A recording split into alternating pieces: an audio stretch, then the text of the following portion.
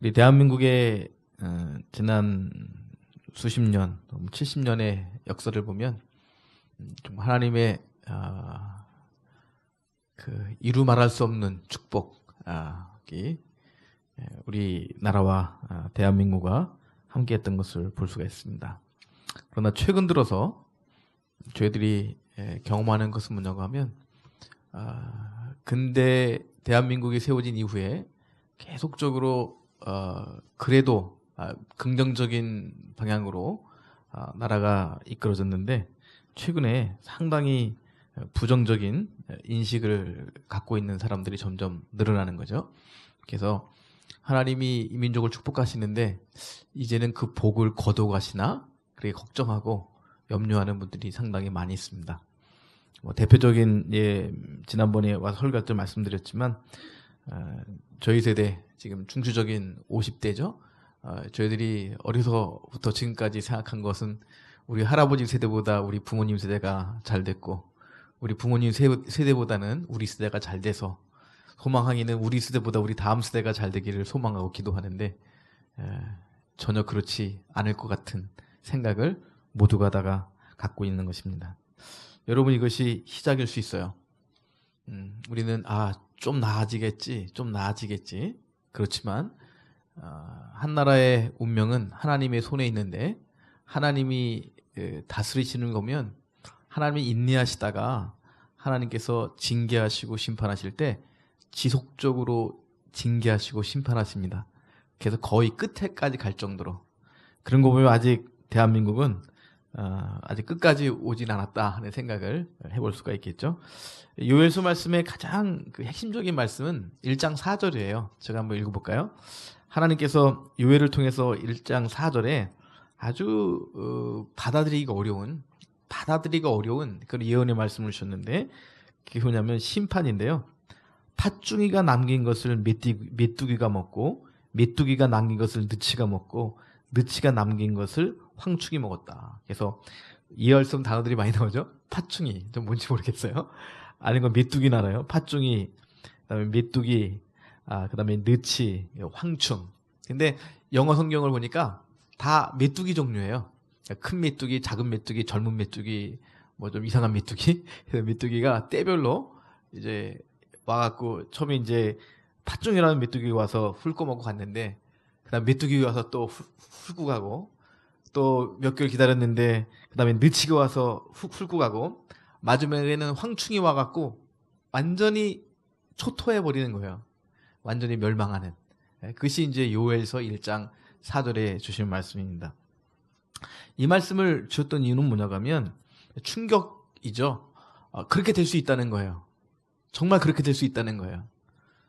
우리로 말하면 우리 민족사의 가장 힘들고 어려웠던 시절이 6.25 시대잖아요. 그 6.25가 같은 그런 일들이 이 민족 가운데 다시 일어날 수 있다. 뭐 그렇게 우리가 이 본문의 말씀을 이해하면 좋을 것 같아요. 뭐 어떻게 하면 좋을까요? 이런 예언의 말씀 우리에게 들렸을 때 우리가 어떻게 하면 이 위기를 빠져나갈 수 있을까요? 그래서 오늘 요엘서 2장 17절 말씀부터 15절 말씀부터 본문을 잡았는데요. 그래서 이제 오늘 본문에 하나님께서 요엘에게 말씀하시기를 금식하라는 거예요. 성회를 소집하라는 겁니다. 한번 15절 읽어볼까요? 시작. 너희는 시온에서 나팔을 불어 거룩한 금식일을 정하고 성회를 소집하라. 참 이상한데요. 인간이 어느 정도 소망이 있을 때 금식합니다. 회개합니다. 근데 정말 그 바닥에 내려가잖아요. 정말 절망의 끝까지 가잖아요. 거기서는 금식 안 합니다. 회개, 기도 안 합니다.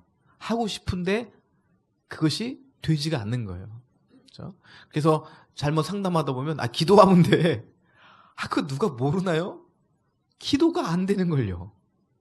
기도하려고 그러면 분노가 치밀고 하나님에 대한 그 불신이 너무 많아서 이렇게까지 하실 수 있는 건가 하나님께서. 아니 고통을 주셔도 1, 2년이지 막 5년, 6년, 7년, 8년 이게 도대체 하나님이 살아계시고 하나님이 나를 사랑하신다는 건가 라고 하는 의심이 너무 많아가지고 사실 기도가 안 되는 거예요.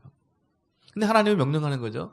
너희는 시온에서 예루살렘에서 나팔을 불고 금식일을 정하고 성회를 선포하라. 16절 말씀 읽을까요? 시작.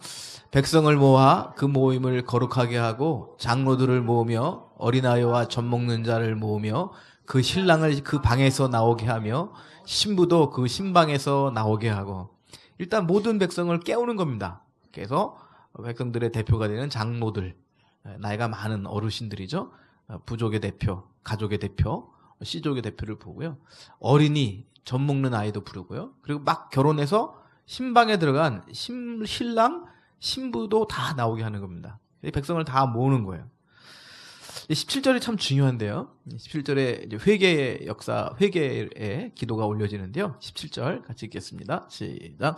여호와를 섬기는 제사장들은 낭실과 제단 사이에서 울며 이르기를 여호와여 주의 백성을 불쌍히 여기소서. 여기까지 보겠습니다. 결국은 누가 하나님 앞에 회개를 하냐면 제사장들이 회개하는 것입니다.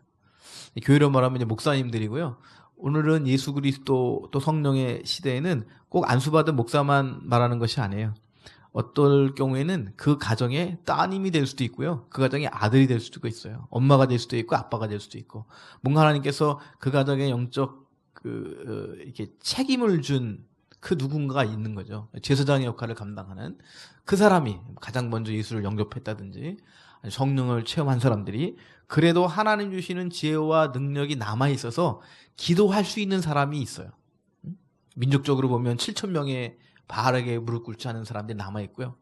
뭐 아수르가 쳐들어왔고 바벨론이 쳐들어왔고 나중에 페르시아의 이스라엘 백성들이 그 식민 통치를 당하지만 그래도 어떤 시대에든지 하나님께서 남겨놓은 7,000명의 무릎 꿇지 않는 마귀 사단에게 무릎 꿇지 않는 7,000명의 하나님의 사람들이 있습니다. 교회 안에도 많은 사람들이 있지만 이러한 때 참 낙심해서 기도하기 어려운 지경에 있는 거의 모든 사람이 있지만 그래도 그 교인들 가운데 평균적으로 10분의 1은 10분의 1은 11조는 하나님께서 기도할 수 있는 능력을 남겨놓으신 사람들이에요. 물론 구약시대는 그것이 제사장이었죠. 제도적으로. 그래서 백성들 다 모으고 하나님께 회개를 해야 되는데 누가 회개를 하냐면 이 제사장이 회개를 하는 겁니다.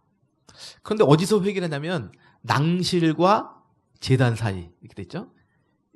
성전이 이렇게 네모난 직사각형이라면 이제 성전을 이렇게 두르죠. 성전을 이렇게 두르고 그다음에 성전에 현관이 있습니다. 현관이 낭실이에요. 그리고 성전 뜰 안에는 지성소와 성소가 천막으로 성막으로 젖어 있고 그 성전 마당에 제단이 있습니다. 번제단이. 그러니까 성소 지성소 안에는 언약궤가 들어 있는 것이고요. 그 번제단은 이제 그 성전 뜰에 성막 뜰에 있는 거죠. 거기서 하나님께 번제가 드려지는 거죠. 제단에서 또 소제와 전제도 드려지고 그러니까 하나님께서 이스라엘 백성의 죄를 회개하시려면 그 제단에서 번제와 소제와 전제가 제사가 올려져야 되는 거예요. 근데 하나님께서 이사야에서 뭐라고 말씀하냐면 스톱 제사 그만 드려 나 안 받아 이렇게 말씀하시는 거예요. 너희 죄가 많아서 그 죄를 해결하지 않은 채로 너희들이 드리는 제사는 나는 받을 수가 없어. 우리 말하면 예배 보지 마. 주일날 모이지 마. 기도하지 마. 설교하지 마. 절대로 성만찬식 하지 마. 이사야 2장에 하나님께서 선포하신 겁니다. 그렇게. 예언자들을 통해서 하나님께서 제사를 받지 않으신다는 거예요. 그러면 하나님께서 제사를 받으시지 않으시면 이스라엘의 죄는 용서될 수가 없어요. 구약시대. 그래서 제사장들은 성전에 들어오는 그 현관부터 제단, 마당에 있는 마당, 그 중간에서 울며 하나님께 회개 기도를 드리는 거예요. 여호와여 주의 백성을 불쌍히 여기소서. 여러분 좀 우리가 기도의 폭을 넓혀서 이제 우리 가족이 잘 돼야겠죠. 우리 가정이 하나님의 복을 누려야겠죠. 그런데 지금 우리에게 시급한 거는 우리 가족이 잘 되는 게 문제가 아니에요. 이 나라의 민족이 어떤 길로 가게 될지 굉장히 중요한 시기에 우리가 지금 놓여 있습니다. 누군가 하나님 앞에 구약 요엘 시대의 이 제사장들처럼 낭실과 제단 사이에서, 오늘도 모든 교회가 예배가 드려지지만 하나님께서 그 예배를 기뻐 받으시면요, 어떤 일이 일어나냐면 우리나라가 잘 돼야 돼요. 그런데 정말 사방으로 쳐다봐도 그 잘 될 일이 하나도 없어 보여요. 여러분, 앞으로 한동안 한 5년, 10년 가까이 혹시 지역을 표현해서 모르겠지만 혹시 강남에 부자신 분들이 많으니까 그렇잖아요. 그분들은 한 5년, 10년 견딜 수 있어요. 점점 대한민국은 어떻게 할 수 있냐면 점점 이제 이제 하층의 어려운 분들이 이제 뭐 살 수 없는, 정부에서 보조 주는 것 없으면 살 수 없는 상황이 됐잖아요. 그 어려운 상황이 중산층까지 올라가고 있잖아요, 지금요. 그래서 중산층이 무너지는 순간, 그 전에 이미 돈 많은 부자들은 재산을 외국으로 다 빼돌릴 거고요. 우리는 말할 수 없는, 그리고 아마 정말 결국은 다 가난한 사람 되니까 북한하고 남한하고 가난한 사람들이 모여서 사회주의 국가를 만들 수도 있는 그런 상황에 사실은 우리가 지금 처해 있는 겁니다. 그래서 청년들이 소망이 없는 거예요. 그래서 누군가 여기서 회개하지 않으면, 누군가 하나님 앞에 다시 회개하고 이 민족의 죄를 용서해달라고, 그리스도의 보혈로 용서해달라고 간절히 눈물로 회개하지 않으면 성경적인 원리에 따라서는 이 민족은 회복이 없습니다. 그런 상황에 와 있는 거예요. 작게 보면 우리 가정도 마찬가지입니다. 참 하나님은 그 가정 안에 정말 씨앗을 남겨놓는 것 같아요. 그래서 환난을 주시고 고난을 주시고, 그래서 하나님의 무릎 꿇고 기도하다 보면 내 죄뿐만 아니라 우리 가정의 죄, 우리 부모의 죄를 하나님께 고하게 돼요. 그리고 정말 하나님이 원하시는 것은 이렇게 우리 가정이 사는 것이 아니라는 것을 스스로 깨닫게 돼요. 그리고 누구에게 요구하기 전에 자기 스스로 먼저 하나님 뜻대로 살아가게 돼요. 그게 진정한 회개니까요. 눈물 흘리고 운다는 것은 감정적인 것뿐이고요. 진정한 회개는 내 삶을 돌이키는 거예요. 내 삶을 정말 돌이키는 거예요. 더러운 일을 중단하는 거예요. 악한 일을 중단하는 거예요. 음란한 일을 버리는 거예요. 허망한 일을 버리는 거예요. 성령의 역사로 가능한 거죠. 그렇게 하나님 앞에 진정으로 회개하고 돌아오는 저와 여러분 될 수 있기를 주의 이름으로 축복합니다. 여러분, 이유가 있습니다. 여러분, 하나님은요, 우리 부모의 심정과 똑같아요. 여러분 자녀가 망하기를 원하겠어요? 여러분 자녀들이 흥하기를 원하겠어요? 흥하기를 원하는 겁니다. 그 흥이라는 것이 여러 가지 의미가 있잖아요. 정말 잘 살기를 원하는 거예요. 물질적으로, 육체적으로 뿐만 아니라 여러 가지 면에서 전인적으로 정말 행복한 삶을 살기를 부모는 원하잖아요. 우리 하나님 아버지도 마찬가지세요. 우리를 이 땅에 내실 때는 우리가 그렇게 이 땅에서 행복하게 살기를 원하시는 거예요. 마가복음 2장에 보면 중풍병 환자가 나와요. 정말 그 몸을 가눌 수 없는, 사지를 쓸 수 없는 중풍병 환자가 나와요. 이제 다 막힌 거죠. 손과 발, 온몸을 움직일 수 없으니까 이걸 비유적으로 이해하면 그 어떤 것도 할 수 없는 겁니다. 그냥 이렇게 아무것도 할 수 없는 상태로 지내다가 그냥 죽는 겁니다. 그러니까 살아있지만 이미 죽은 거예요. 이미 죽은 거예요.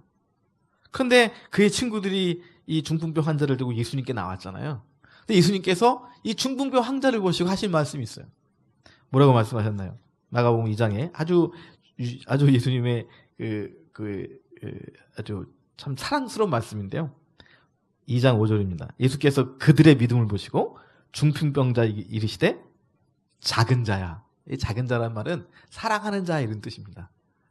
little one, 아주 작은 자. 이것은 예수님 정말 사랑하는 제자들을 부르실 때 작은 자에 부르셨어요. 사실 제자들에게 작은 자야, 소자야 이렇게 부르셨거든요. 근데 이 친구들이 데리고 온 이 중풍 형제를에 대한 그 동정과 사랑의 마음이 일어나셔서 작은 자야, 사랑하는 자야 이렇게 말씀하세요. 그리고 뭐라고 말씀하시죠? 내 죄 사함을 받았느니라. 죄 사함을 받았느니라. 먼저 들 것을 들고 일어나 걸어가라 이 말씀하지 않으셨어요. 내 죄 사함을 받았느니라.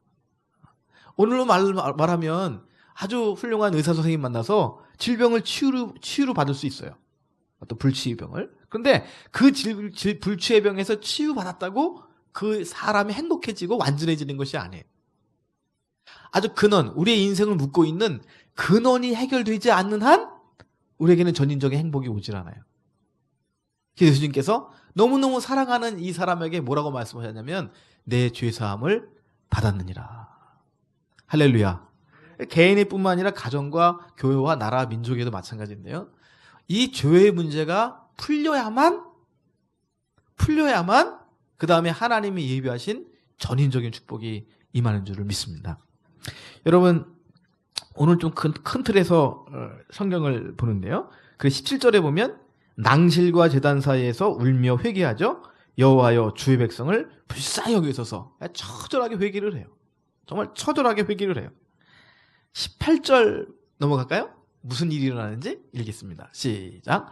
그때 여호와께서 자기의 땅을 극진히 사랑하시어 그의 백성을 불쌍히 여기실 것이다. 할렐루야. 이게 이미 구약 성경에 나와 있는 하나님이 우리에게 복을 회복해 주시는 원리예요. 회개. 철저한 회개.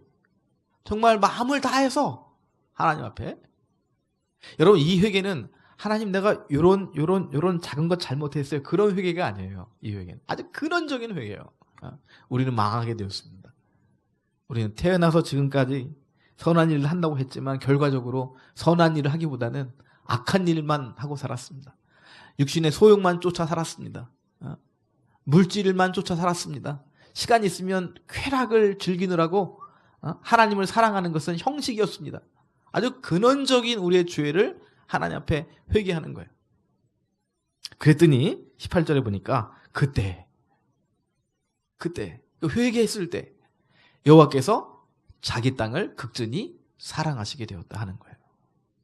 이 영적 원리를 우리가 다시 한번 깊이 묵상하는 이 시기가 될 수 있기를 주님의 이름으로 부탁합니다. 여러분 이렇게 참 어려움을 당할 때요. 밤에 잠을 못 이룰 때가 참 많이 있어요. 잠을 못 이룰 때가.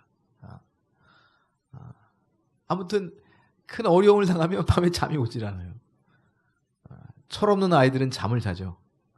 그러나 그 가정에 혹은 어떤 회사에 책임을 지고 있는 사람은 결코 잠을 들 수가 없어요. 잠 자가다가 금방금방 깨요. 일어나죠. 뭐 악몽을 꾸고요. 그게 어떤 사인이냐면 하나님께서 회개하라는 사인이에요. 무릎 꿇고 회개하라는 사인이에요. 저는 저희 아버님의 모습 가운데 좋은 기억도 있고 좋지 않은 기억도 참 많이 있어요. 같이 가까이 지내다 보니까. 근데 가장 좋은 기억은 제게 어떤 기억이냐면 그냥 밤에 주무시다가 새벽 1, 2시에 거실에 나와셔서 거실 소파 앞에 무릎을 꿇고 그 무릎 꿇은 채로 밤새 기도하시는 거예요. 두 손 드시고 본인의 죄와 자식들의 죄와 나라의 죄와 교회의 허물과 밤새 기도하시는 거예요. 회개하시는 거예요. 그 아시는 거죠. 그렇게 회개해야 풀어지는 겁니다. 목사님으로서 성도들을 위해서 기도할 수 있고 성도들을 위해서 해줄 수 있는 거는 밤새 무릎 꿇고 회개하는 거예요. 그래 교회가 회복되고 각 가정이 회복되는 거. 여러분 밤에 참 자녀들 때문에 걱정이 되고 특별히 나라가 걱정이 되시는 분들 성령께서 그 걱정을 주시는 겁니다. 광야로 몰아가시는 거예요. 우리를요. 뭐 하라고요? 무릎 꿇라고요. 무릎 꿇라고요. 여러분 정말 밤새 무릎 꿇을 상태에서 비몽사몽간에 새벽을 맞이할 수 있는 저와 여러분 될 수 있기를 축복합니다. 세상 사람들은 술 먹고 잊어버려요. 그러나 영의 사람은 하나님께서 계속 사인을 주시는 거예요. 이것도 해도 만족이 안 돼요. 저것도 해도 만족이 안 돼요. 여러분 정말 밤에 거실에서 그 방석 좀 두꺼운 거 깔고 소파에 얼굴 파묻고 저희 아버님 하셨던 것처럼 밤새 기도해 보세요. 주여, 우리를 불쌍히 여겨주세요. 주여, 우리 아이들을 불쌍히 여겨주세요. 주여, 다음 세대를 불쌍히 여겨주세요. 이 민족을 불쌍히 여겨주세요. 그리고 새벽을 맞이할 때 하나님께서 분명히 주시는 말씀이 있을 거예요. 그건 18절의 말씀이에요. 그때 우리가 그렇게 회개할 때 우리가 정말 하나님 앞에서 우리의 마음과 우리의 육신에 무릎을 꿇을 때, 사실은 육신으로 무릎을 꿇어야 마음도 하나님 앞에 굴복하는 거예요. 그래서 우리의 마음과 우리의 영혼과 우리의 육신을 하나님 앞에 무릎 꿇는 거예요. 하나님 앞에 엎드리는 거예요. 밤새 회개하는 거예요. 뭐 자는 시간도 많죠. 자다 깨다 회개하는 거예요. 그때 여호와께서 자기 땅을 극진히 사랑하시어 그의 백성을 불쌍히 여길 것이다.